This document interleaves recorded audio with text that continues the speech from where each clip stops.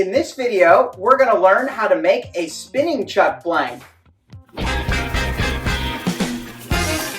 Hi, I'm James, and I've actually gotten some requests from some of the YouTube subscribers about how I make the spinning chucks. So a lot of it is just some basic wood turning, but maybe you're a metalsmith getting started in metal spinning, you've got a small lathe to work with, but you're not really up to speed on the wood turning stuff. So this video is just going to cover getting up to the point of having a blank to work from. Now, if you have a great wood supply lumber yard in your vicinity or something, I highly recommend what they call like rock hard maple or rock maple or something like that, where you can just get thicker boards and it's thick enough to work from whatever size chuck you need. Now, a lot of people don't have access to those kind of suppliers, so I've set up this video just to make it as simple as possible. So if you have any basic hardware supply like a Lowe's or a Home Depot, these chucks are made from just a red oak board. Usually they're a little bit less than 4 inches wide and a little bit less than 3/4 of an inch thick.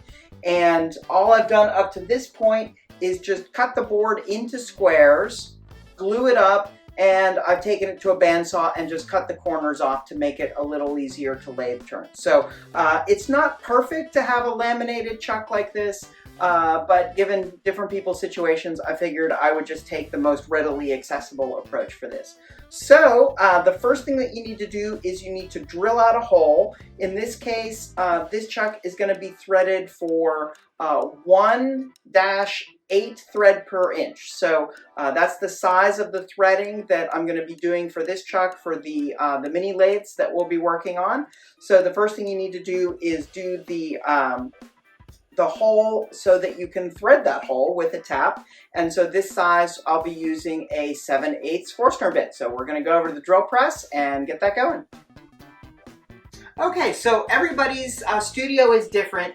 Ideally, you have a large enough drill press that will make sure that you're drilling the hole along the axis of rotation. If you don't, and you're just using a hand drill, try and keep it as straight as you can. But again, everyone's working situation is different.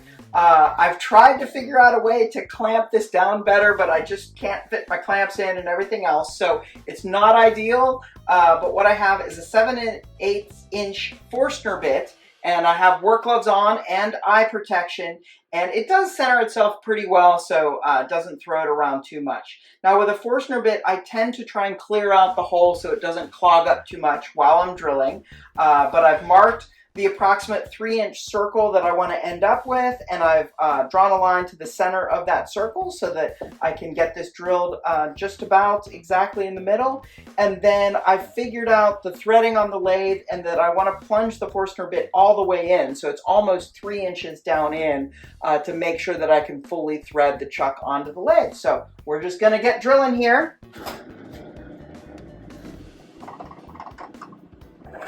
You can see it centers pretty evenly. So I'll drill a bit, making sure to clear the hole periodically so it doesn't get jammed up.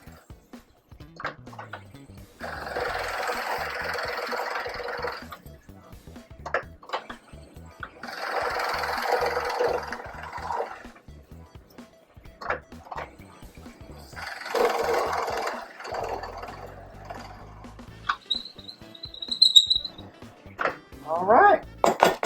Pretty straightforward process, and we'll get on over to threading it.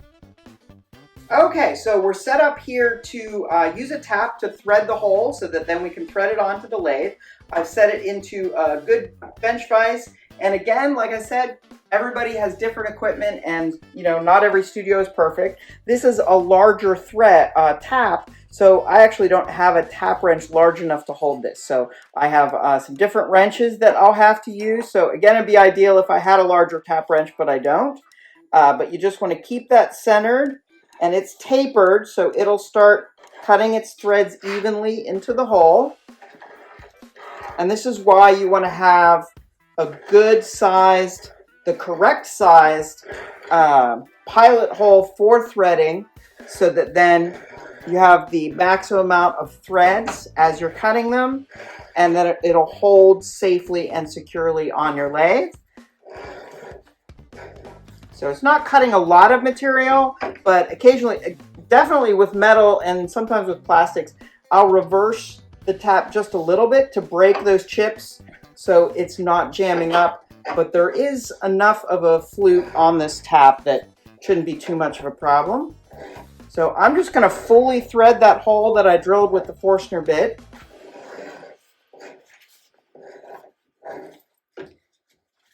Like I said, sometimes just reversing it just to break that up. If it is really tight, if you have a harder wood or you're having a harder time threading that hole, you can use wax or soap as a lubricant. That can help.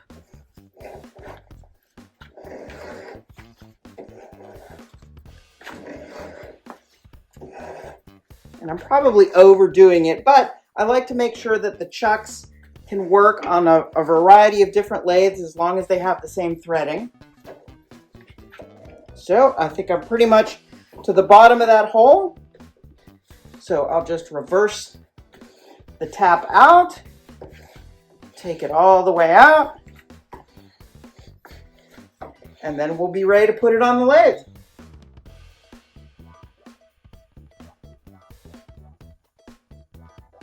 Okay, so it's threaded onto the lathe now, and I've put a live center to support it on the back end of the chuck so that it won't vibrate while I'm roughing it down. I want this to be a shorter video, so I'm not going to get into all of the nuts and bolts of basic wood turning, but maybe I'll get into that in the future. How I like to approach this is to take smaller incremental cuts with a gouge, because the red oak can tear out a lot, and I ultimately want a smooth surface to work off of and ultimately spin against. So I have the tool rest set up. I've just sharpened my gouge, and I'm just going to go slowly to get this round, and then from that point we can figure out what kind of spinning chuck we want to make.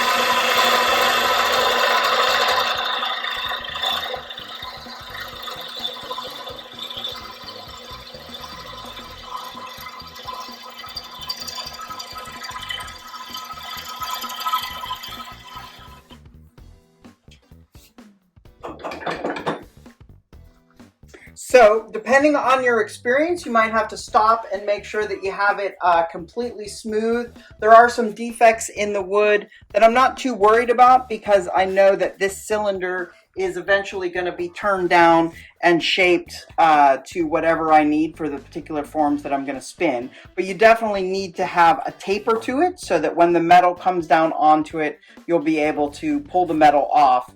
Right now, if I spun metal onto this cylinder, it would lock onto it, and I would have a wood and metal sculpture as opposed to a functional tool. So for our purposes, as far as just making a blank for spinning, I've removed any of the facets from it starting off as kind of an octagon there, and now I can decide on whatever shape that I need it to do.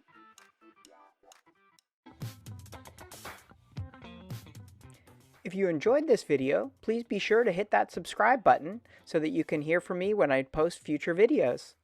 Thanks for stopping by.